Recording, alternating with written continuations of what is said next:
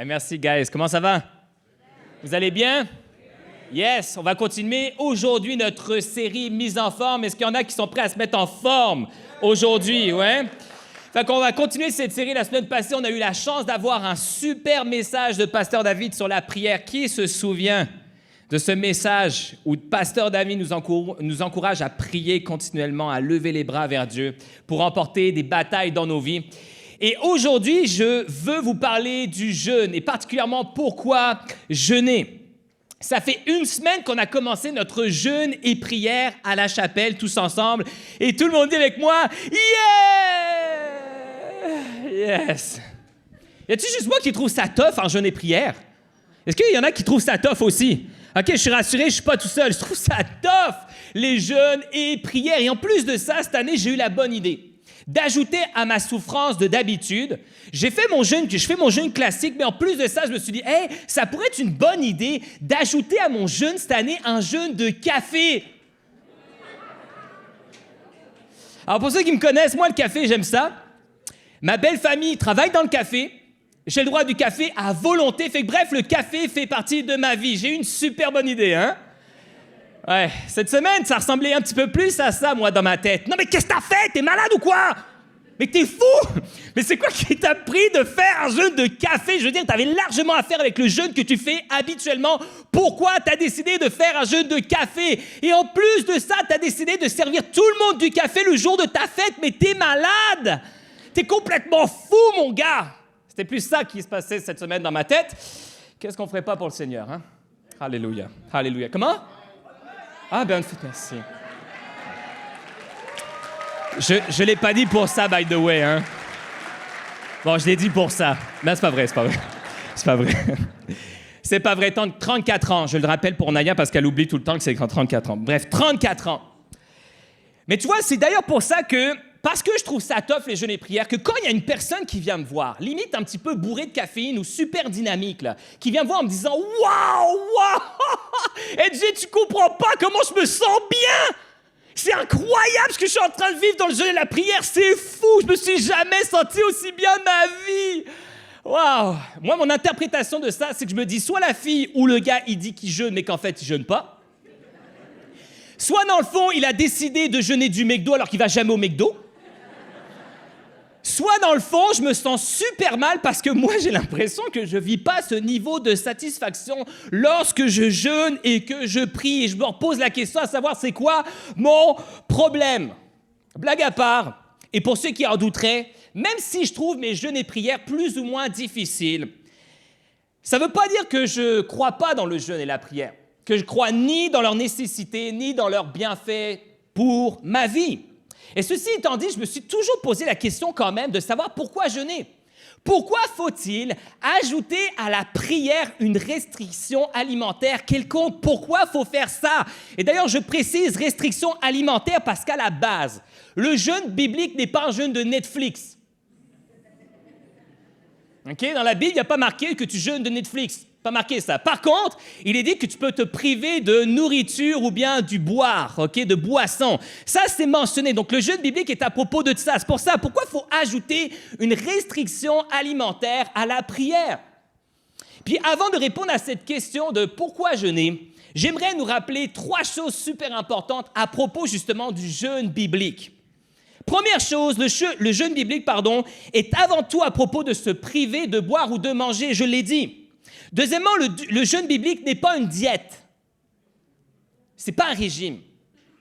Okay? Ça peut éventuellement amener des effets comme une diète, mais ce n'est pas ça le but du jeûne biblique. Et c'est pourquoi, troisièmement, le jeûne biblique est toujours accompagné de la prière. C'est toujours accompagné de la prière. Dans son commentaire sur l'évangile de Marc, Eckhart G. Schnabel décrira le jeûne biblique ainsi.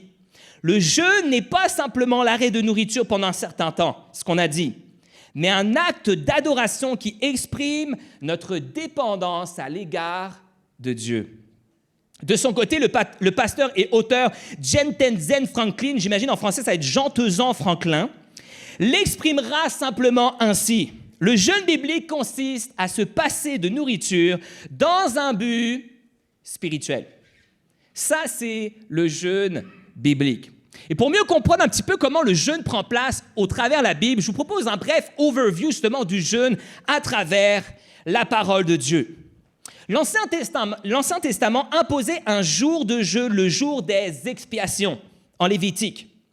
Dans la période post-exilique, il y avait 4 jeûnes annuels supplémentaires et Esther ajoute un autre jeûne annuel en rapport avec la fête des Pourim. D'autres références au jeûne sont une question de choix individuel concernant le deuil et le chagrin, les demandes d'aide, le repentir et les actes de piété et la recherche de sagesse. De leur côté, les prophètes critiquaient le jeûne lorsqu'il était pratiqué avec un cœur non dévoué, avec orgueil, ou lorsqu'il était pratiqué de manière injuste envers les faibles. Certains Juifs pensaient que le jeûne des justes expiait les péchés inconnus. Les pharisiens, de leur côté, jeûnaient 2 fois par semaine, le lundi et le jeudi. Pourquoi le lundi et le jeudi? On ne sait pas trop, mais peut-être en relation avec l'espoir de l'arrivée des derniers jours. Matthieu rapporte le jeûne de Jésus pendant 40 jours et 40 nuits dans le désert.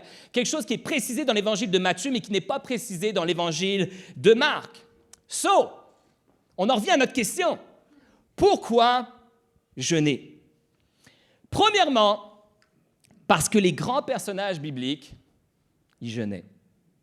Moïse a jeûné 40 jours et 40 nuits pour obtenir de Dieu les 10 commandements. Deutéronome 9, versets 9 à 10. Quand j'étais monté sur la montagne pour recevoir les tablettes de pierre de l'alliance que l'Éternel avait conclue avec nous, je suis resté là-haut durant 40 jours et 40 nuits sans manger ni boire. L'Éternel m'a remis les 2 tablettes de pierre écrites du doigt de Dieu. Hey guys, man, 40 jours et 40 nuits. Sans manger, on sait ça existe. Sans boire. Tu vois, c'est pour ça que face à ce texte-là, je me dis, il y a 2 solutions possibles. Soit dans le fond, Moïse a réussi à ne pas boire de manière complètement surnaturelle, soit on parle juste de boissons alcoolisées, mais qu'il avait quand même l'opportunité de boire de l'eau. Parce que, entre vous et moi, là, après 40 jours et 40 nuits sans boire ni manger, le gars, il est supposé ressembler à un concombre desséché. C'est ça à quoi il est supposé ressembler après ça. Mais ça n'a pas été le cas. Esther, en compagnie de son peuple, a jeûné 3 jours et 3 nuits pour obtenir la faveur de Dieu auprès de son mari, dont le sort de tous les Juifs répartis dans le royaume de Perse dépendait. Esther, chapitre 4, verset 16. « Va rassembler tous les Juifs qui se trouvent à Suse. Jeûnez pour moi, sans manger ni boire pendant 3 jours et 3 nuits. J'observerai de mon côté le même jeûne avec mes servantes. » Daniel, l'homme aux disciplines spirituelles, comme David M. le décrit dans son commentaire Daniel for You, a jeûné et prié à de nombreuses reprises pour rechercher la face de Dieu et obtenir les réponses et la sagesse dont il avait besoin pour sa propre vie, mais surtout en rapport avec l'avenir d'Israël. Daniel, chapitre 10, versets 2 à 3.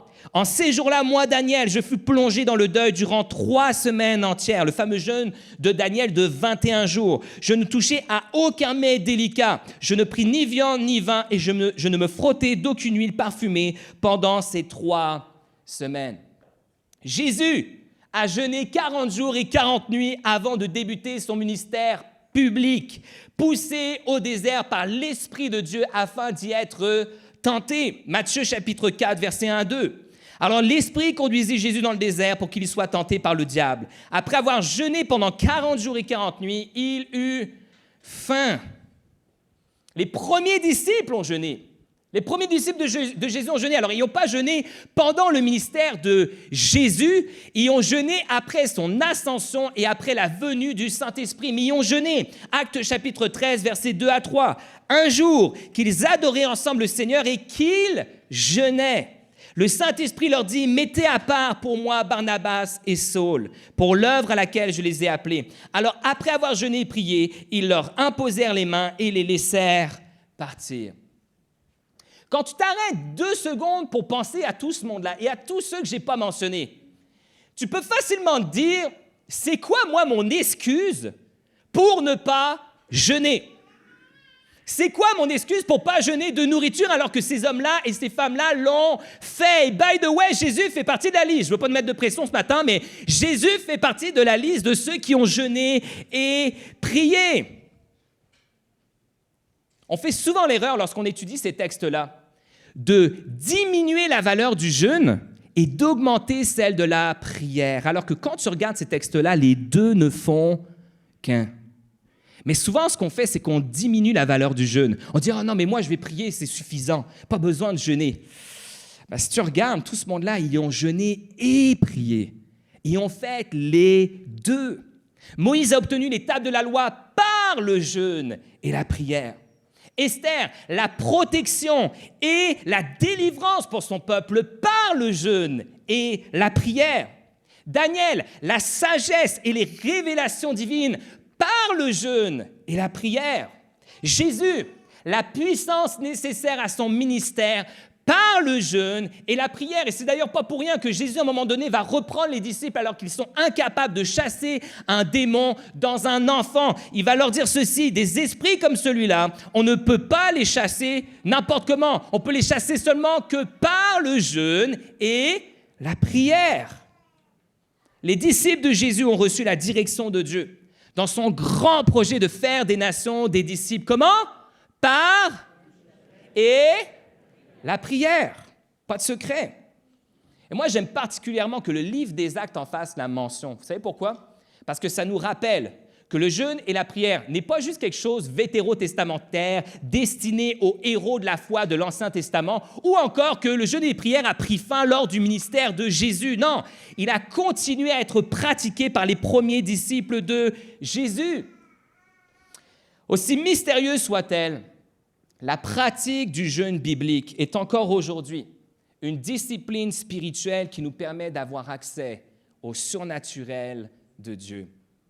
Aussi mystérieuse soit-elle. Parce qu'en réalité, ça prend de la foi. Hein, de dire pourquoi le fait d'arrêter de manger va faire que je vais obtenir la faveur de Dieu, que je vais obtenir les réponses à mes prières. Il faut que tu aies de la foi, il faut que tu aies confiance à Dieu. Il faut que tu y crois que si ces hommes-là et ces femmes-là l'ont fait, qui ont obtenu ce qu'ils ont obtenu, c'est peut-être que ça marche.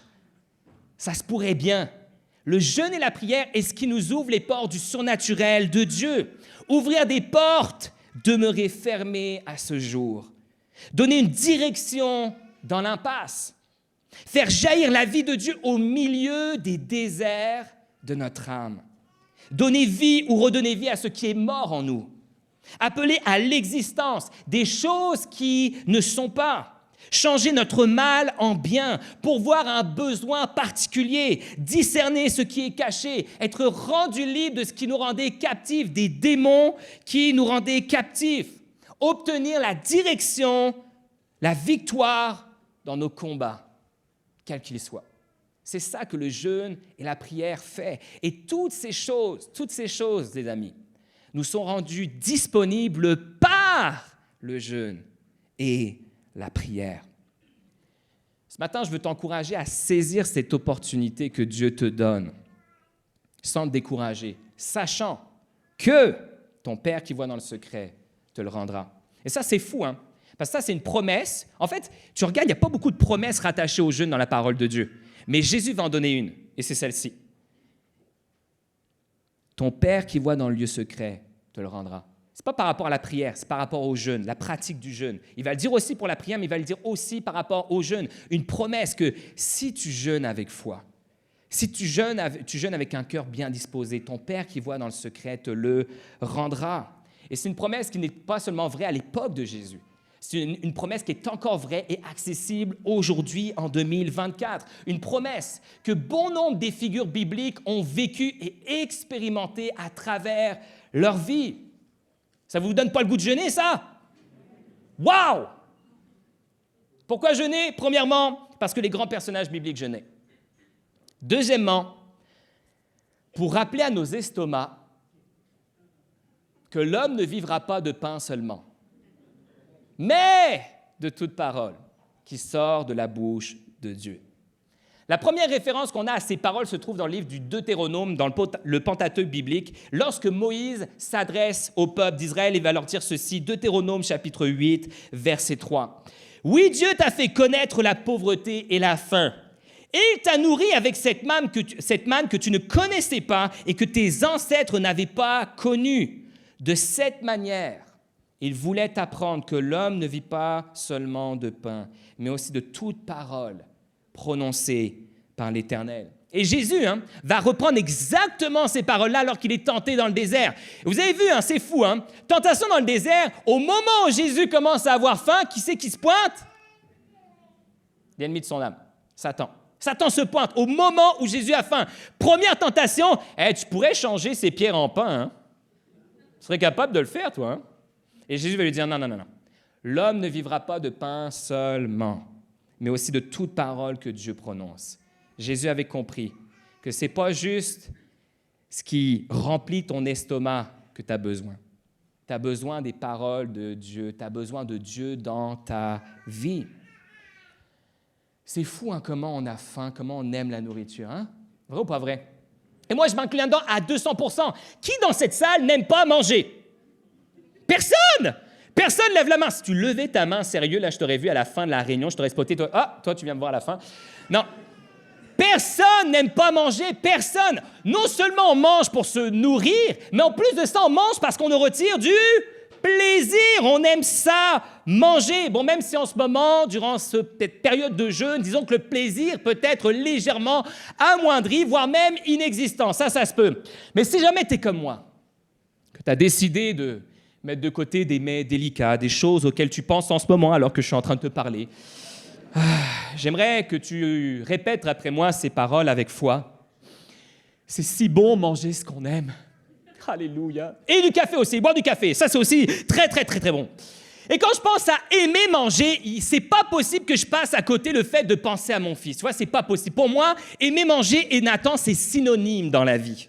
C'est vraiment des synonymes. Tu peux les interchanger. Si tu pensais être sur la terre, la personne qui aime le plus manger, c'est probablement parce que tu n'as pas rencontré mon fils. C'est probablement parce que tu ne l'as pas rencontré. Son verset préféré de la Bible, Luc chapitre 6, verset 21, « Heureux êtes-vous, vous qui maintenant avez faim, car vous serez rassasiés. » Alléluia. Et si mon fils était là, il leverait les deux mains, sans comprendre ce qui se passe, mais il sait qu'on parle de bouffe en ce moment.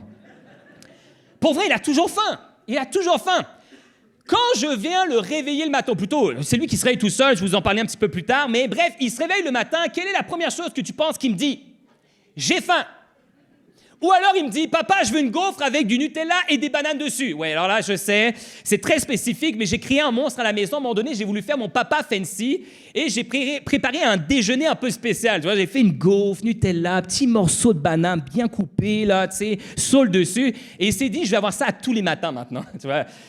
Erreur. Les parents ne faites jamais ça. À chaque fois que tu fais quelque chose, il y a toujours un précédent. OK? Alors ça, c'est une chose qu'il faut que tu retiennes.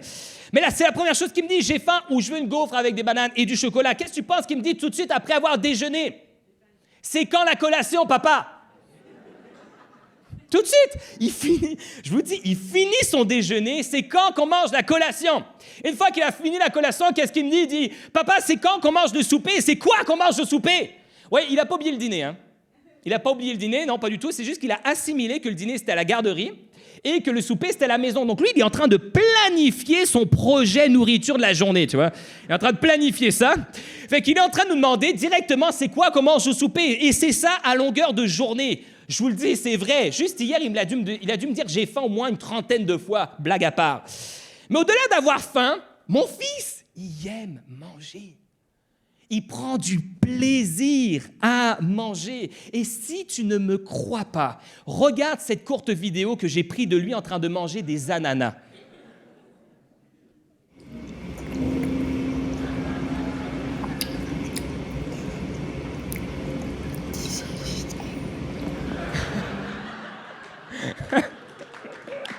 Oh mon gars!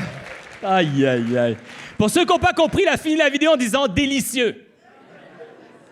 C'est quand tu utilises ce mot-là quand tu manges. Mais lui, il l'utilise. Ouais, je pense que ça s'est fait cette année, fait 3 ans avant son anniversaire de 4 ans. Et là, il me sort délicieux. Bon, blague à part, c'est aussi parce qu'il imite son papy de France qui aime beaucoup manger les yeux fermés, mon papa à moi. Il a compris, parce que nous, on était 3 gars à la maison. Et comme on parlait beaucoup en mangeant, il s'est dit, c'est le moment pour moi de me reposer. Alors, il mangeait les yeux fermés. À chaque fois qu'il finissait son dessert, il disait, délicieux. Alors, mon fils limite, mais c'est pas juste une blague, OK? Mon fils, quand il mange et qu'il est satisfait, c'est de même qu'il est, OK? Il est comme ça.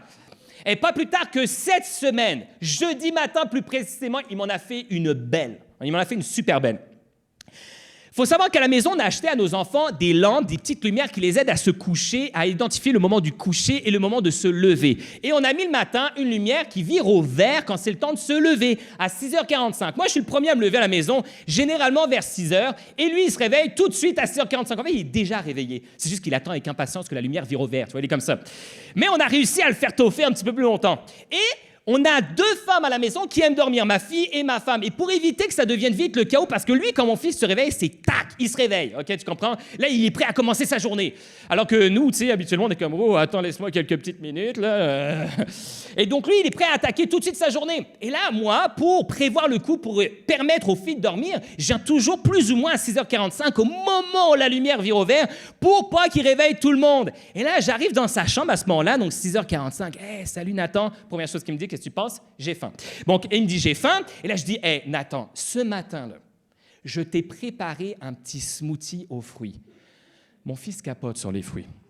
Et là, je lui dis ça. Il ouvre grand les yeux. Il a des étoiles dans les yeux. Et il fait, smoothie? Du smoothie. Il fait la danse du smoothie. Il réveille la baraque au complet. Mission fail, les filles se réveillent avec.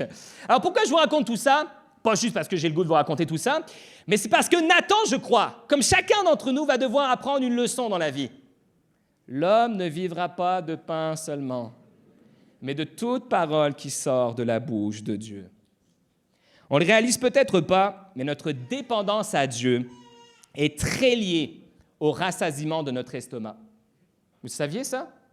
Notre dépendance à Dieu est très liée au rassasiement, de notre estomac. Et c'est pourquoi le jeûne biblique, je crois, est avant tout un jeûne de nourriture et pas un jeûne d'autre chose. C'est parce que c'est dépendant, le rassasiement de notre estomac fait qu'on est plus ou moins dépendant de Dieu.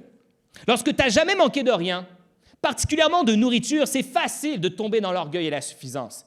C'est facile d'oublier quelle est la main qui te nourrit. Mais lorsqu'il t'est déjà arrivé d'avoir faim, lorsqu'il t'est déjà arrivé de manger sans savoir à quand serait ton prochain repas, ta dépendance à Dieu en est positivement affectée. Ma grand-mère, elle a connu la Seconde Guerre mondiale. Et à l'âge de 9 ans, à cause d'un éclat d'obus, elle a eu son bras tranché, bras gauche. Elle a élevé 3 enfants avec un seul bras. Incroyable. Et ma grand-mère, elle avait une manie spéciale. Tu sais, elle a grandi dans une famille pastorale, grande famille, plusieurs frères et sœurs, et ils ont toujours vécu sobrement. Et elle avait une manie, à chaque fois qu'on finissait le repas familial ensemble, de ramasser avec son bras valide les miettes de pain sur la table et de les porter à sa bouche. Oui, je sais, on ne fait pas ça ici, ça fait un petit peu bizarre, tu sais, t'invites du monde, attends, excusez-moi. Mais ma grand-mère, ce qu'elle faisait, elle ramassait les miettes de pain et les portait à sa bouche. Je trouvais ça vraiment bizarre, limite un peu dégueu. Et là, je lui disais, mais pourquoi tu fais ça? Pourquoi tu fais ça? Et un jour, elle m'a expliqué qu'on lui avait toujours appris que quand tu ne sais pas à quand serait le prochain repas, tu t'assures de rien perdre. Tu t'assures de rien perdre. Et ce genre de manie est devenu chez elle un automatisme. Et j'ai toujours considéré ma grand-mère comme une femme de Dieu incroyable. Une femme pieuse, dépendante à Dieu, l'aimant de tout son cœur, comme j'en ai rarement vu. Mais voyez-vous, je ne pense pas que ce genre de femme tombe du ciel. Ça n'arrive pas comme ça d'un claquement de doigts. Elles sont le fruit de leurs circonstances difficiles de vie qui, par la grâce de Dieu, les poussent à apprendre à dépendre toujours plus de lui. Pour beaucoup d'entre nous, la vie elle a été plus facile que la sienne jusqu'à aujourd'hui. On a la chance de vivre dans un pays libre, un pays qui n'est pas en conflit ouvert comme on peut le voir en ce moment en Europe de l'Est ou bien en Palestine, alors que c'est terrible ce qui se passe là-bas. Et on va se le dire, on est quand même dans la moyenne la plus confortable de cette planète et par le fait même probablement l'une des moins dépendantes à Dieu. Mais quel danger pour notre âme que d'avoir l'estomac plein. Quel danger pour notre âme. Je sais, il y en a, je dis ça, et puis ils disent, mais qui se raconte? Quel danger pour notre âme d'avoir l'estomac plein? C'est quoi le rapport? Personne ne va avoir faim. Tout le monde veut que tout le monde puisse manger à sa faim, et c'est vrai. Mais quel danger pour notre âme d'avoir l'estomac plein? Pour mieux comprendre ce danger, j'aimerais vous ramener à une histoire de la Bible qui se trouve dans le livre de la Genèse. Et une histoire qu'on a souvent mal interprétée, l'histoire de Sodome et de Gomorrhe. Abraham est en compagnie de Dieu lui-même. Dieu s'est comme fait homme. Il ne s'est pas vraiment incarné, mais il a pris forme humaine. Il est en présence d'Abraham. Et alors qu'ils sont ensemble, il va s'adresser à ce dernier et lui dire « De graves accusations contre Sodome et Gomorrhe sont montées jusqu'à moi. Leur perversité est énorme. Je veux y descendre pour voir si leur conduite est vraiment conforme à ce que j'entends dire. Et si ce n'est pas le cas, je le saurai. » Ou encore dans la version King James, « Parce que le cri de Sodome et de Gomorrhe est grand et que leur péché est très grave, je vais descendre maintenant et je verrai s'ils ont agi entièrement selon le cri qui est venu jusqu'à moi. Et s'ils ne l'ont pas fait, je le saurai. » On a souvent traduit leur grande perversité, leur péché grave, à travers la suite de l'histoire lorsque les deux messagers divins vont aller visiter Sodome. Et notre conclusion, c'est que Sodome et Gomorrhe ont subi le jugement de Dieu à cause de leur dépravation sexuelle. C'est ça notre traduction de ce texte-là. Mais ce qui est extraordinaire et surtout très intriguant, c'est de voir en fait l'interprétation qu'en donne un prophète de la Bible des centaines d'années plus tard. Ce prophète, c'est Ézéchiel. Et alors qu'il est en train de prophétiser sur la ville de Jérusalem, il va nous donner un portrait qui est complètement différent de souvent l'interprétation qu'on a de prime abord sur pourquoi, dans le fond, le jugement de Dieu est tombé sur Sodome et Gomorrhe. Et voici ce qui est écrit en Ézéchiel chapitre 16, versets 48 à 50. « Aussi vrai que je suis vivant », là au passage j'ai fait un mix entre la version Bible du Semeur et de Message en anglais. « Aussi vrai que je suis vivant, le Seigneur l'Éternel le déclare, Sodome, ta sœur et ses filles n'ont jamais agi aussi mal que toi et tes filles.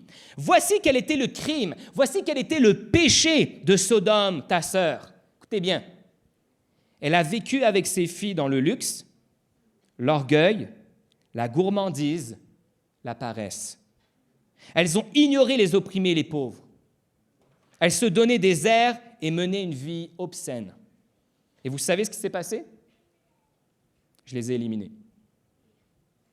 Autre traduction dans la version New Living Translation. Les péchés de Sodome étaient l'orgueil, la gourmandise et la paresse. Tandis que les pauvres et les indigents souffraient devant sa porte. Elle était orgueilleuse et commettait des péchés détestables. C'est pourquoi je les ai exterminés comme vous l'avez vu. C'est fou, hein? C'est fou comment on peut traduire ce passage complètement différemment à travers ce qu'on lit en Genèse et ce qu'on lit après ça dans la prophétie qu'Ézéchiel fait sur Jérusalem. Et vous savez ce que je crois après tous les commentaires bibliques que j'ai lus sur ce passage? Voici ce que je crois. Je crois que les inconduites sexuelles rattachées à Sodome et Gomorrhe ne sont que l'une des conséquences au fait que leur estomac était on ne peut plus rassasié. Moi, je crois que le premier péché de Sodome et Gomorrhe, ça n'a pas été la dépravation sexuelle. Ça, c'est venu après. La première chose qui est arrivée, c'est que leurs estomacs ont été rassasiés. Ils ont commencé à sentir qu'ils pouvaient être indépendants, pas besoin de Dieu. Et après ça, tout le reste a découlé. Leur abondance les a conduits à l'indépendance.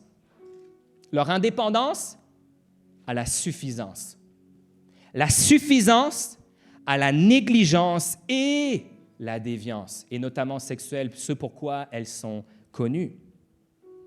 Est-ce que vous comprenez, est-ce que vous réalisez à travers cette histoire à quel point c'est important pour nous aujourd'hui de jeûner de nourriture? À quel point c'est important pour nous aujourd'hui de rappeler à nos estomacs que l'homme ne vivra pas de pain seulement, mais de toute parole qui sort de la bouche de Dieu. Rappeler à nos âmes, empêcher nos âmes de se perdre, leur rappeler qu'elles doivent rester et demeurer attachées à Christ. Et ce qui est fou, c'est que ça passe par ton estomac. Ça passe par rappeler premièrement à ton estomac que l'homme ne vivra pas de pain seulement. Voilà pourquoi le jeûne biblique est surtout est avant tout un jeûne de nourriture et non un jeûne de Netflix. Moi, ce que je pense, c'est que quand ton jeûne est compris, on devrait prioriser le jeûne de nourriture avant tout le reste. Tu dois prioriser le jeûne de nourriture en premier. Tu dois rappeler en premier à ton estomac que l'homme ne vivra pas de pain seulement, mais de toute parole qui sort de la bouche de Dieu. Et ensuite, tu ajoutes le reste. Et ensuite, tu ajoutes un jeûne de Netflix, un jeûne de cellulaire, si tu en as besoin, tu ajoutes tout le reste. Mais premièrement, ne néglige pas le jeûne de nourriture. Moi, j'ai rencontré beaucoup de personnes qui m'ont dit « Ouais, moi, je fais un jeûne en ce moment. » Puis que tu écoutes, il n'y a aucun rapport avec la nourriture. Mais là, moi, j'ai un problème.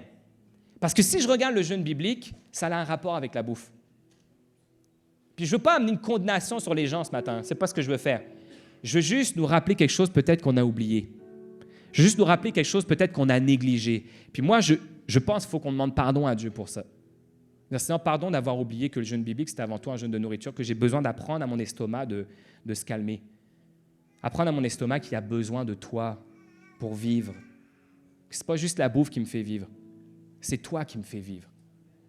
Fait que moi, ma prière, c'est qu'on repriorise ça dans nos vies, dans nos jeûnes et prières, qu'on y fasse de la place et on y ajoutera le reste. Qui, by the way, font du bien à notre âme. Ça peut que faire du bien à ton âme de faire moins de Netflix, de faire moins de cellulaire et tout le reste. Ça peut que faire du bien à ton âme. Mais priorise le jeûne de nourriture. Lorsque vous jeûnez, n'ayez pas comme les hypocrites une mine triste. Pour bien montrer aux gens qu'ils jeûnent, ils prennent des visages défaits. Vraiment, je vous l'assure, leur récompense, ils l'ont d'ores et déjà reçue. Mais toi, quand tu jeûnes, parfume tes cheveux et lave ton visage pour que personne ne se rende compte que tu es en train de jeûner, sauf ton Père qui est là dans le secret. Alors ton Père qui voit dans le secret te le rendra. Je prie qu'on se réengage dans le jeûne et prière biblique. Je prie qu'on y fasse intentionnellement de la place dans nos vies, croyant que Dieu rémunère notre obéissance à le pratiquer, même si tu ne comprends pas tout, même si tu as de la misère à faire du lien de « mais pourquoi il faut que j'enlève la bouffe? Pourquoi? » Si je ne t'ai pas convaincu ce matin, même si c'est encore flou pour toi, moi, mon encouragement, c'est fais-le quand même avec foi. Rappelle-toi qu'il y en a plein d'autres personnages dans la Bible qui l'ont fait et ont obtenu ce pourquoi ils ont prié, et plus encore. Fait que pourquoi nous, on se trouverait des excuses pour ne pas le faire? Ma prière aussi, c'est qu'on le fasse avec un cœur bien disposé, un cœur tel que Jésus l'a décrit.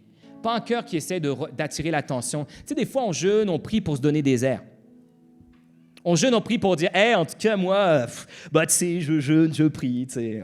Ouais, moi, je suis un bon chrétien. » C'est ce que les pharisiens ont fait. C'est ce que les chefs religieux ont fait. Puis Jésus leur a dit « Vous, vous avez déjà reçu votre récompense, voilà. » Voilà. Non, Jésus veut qu'on fasse ça en discrétion. Je sais qu'on le fait en communauté, puis c'est correct qu'on soit au courant qu'on le fait en communauté, c'est correct ça. Mais ne le fais pas parce que tu veux prouver à toi-même quelque chose ou prouver quelque chose aux autres. Tu n'as pas besoin de ça. Dieu n'a pas besoin que tu essaies de prouver quoi que ce soit. Voici la raison pour laquelle le jeûne fonctionne. C'est parce que Dieu est dans le jeûne. Ce n'est pas le jeûne en soi la finalité. Hein? Si c'était le jeûne la finalité, tu évacues Dieu et puis ça marche. Non. Le jeûne fonctionne parce que Dieu est là. En fait, l'impact et la puissance du jeûne biblique dépendent de Dieu. L'impact et la puissance du jeûne biblique dépendent de Dieu. Et il réside dans le fait qu'il l'agrée. Si Jésus agrée ton jeûne, tu peux avoir l'assurance que ce pourquoi tu jeûnes, Dieu va te diriger. Dieu va amener les réponses dont tu as besoin. Dieu va amener la réalisation des prières dont tu as besoin. Et plus encore, je le crois avec foi. Pourquoi jeûner? Parce que les grands personnages bibliques jeûnaient. Pour rappeler à nos estomacs que l'homme ne vivra pas de pain seulement, mais de toute parole qui sort de la bouche de Dieu. Voici ce que j'aimerais qu'on fasse pour terminer ce message. Je vais juste nous inviter à nous lever, comme un symbole d'engagement. On va tous se lever devant Dieu.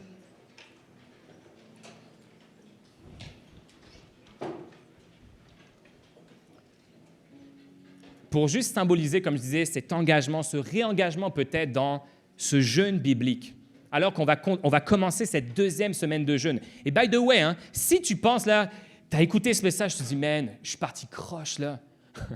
Ma première semaine de jeûne, je l'ai tellement raté, c'est pas grave. C'est pas grave, OK? Commence bien la deuxième. Commence bien la deuxième. Puis, tu n'as pas besoin de jeûner 40 jours et 40 nuits comme Moïse l'a fait, sans boire ni manger. Commence à ton rythme. Puis, renseigne-toi à droite à gauche auprès d'amis de comment le faire, de comment le mettre en pratique dans ta vie pour que ça fasse du sens. Et fais-le avec une conviction que, alors que tu le fais, Dieu va rémunérer ta foi, Dieu va rémunérer ton obéissance. Yes? On va juste lever les mains alors que je vais prier en signe d'adoration, en signe d'abandon à Dieu, de dire, Seigneur, on veut se réengager dans le jeûne et la prière. Seigneur Jésus, merci parce que tu es présent au milieu de nous aujourd'hui. Merci, Seigneur, d'avoir mis à notre disposition cette arme puissante qu'est le jeûne et la prière. C'est extraordinaire lorsqu'on réalise tout ce que tu as accompli à travers le jeûne et la prière. Et Seigneur, ce matin, même si on ne comprend pas tout de quoi il s'agit, Seigneur, je prie que chacun d'entre nous, on puisse prendre une décision de foi, de dire, Seigneur, on ne laissera pas cette chance-là passer à côté de nous. Seigneur, on veut reconsacrer nos cœurs à toi. Dans cette série de remises en forme, le jeûne et prière en fait partie. Et Seigneur, on veut jeûner de la façon dont ces hommes et ces femmes jeûnaient. On veut jeûner le jeûne biblique. On veut, Seigneur, rappeler à notre estomac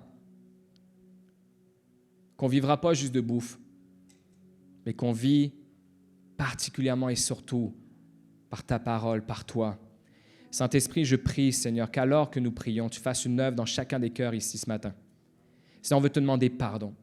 Pardon, Seigneur, parce que peut-être qu'on a péché contre toi, parce que le jeûne, on l'a juste mis de côté, mis à l'écart, on ne l'a pas mis à la place qu'on devrait, alors que tu l'as mis à notre disposition. Et Seigneur, peut-être qu'on l'a fait en le sachant ou en ne le sachant pas, mais Seigneur, peu importe, on veut te demander pardon.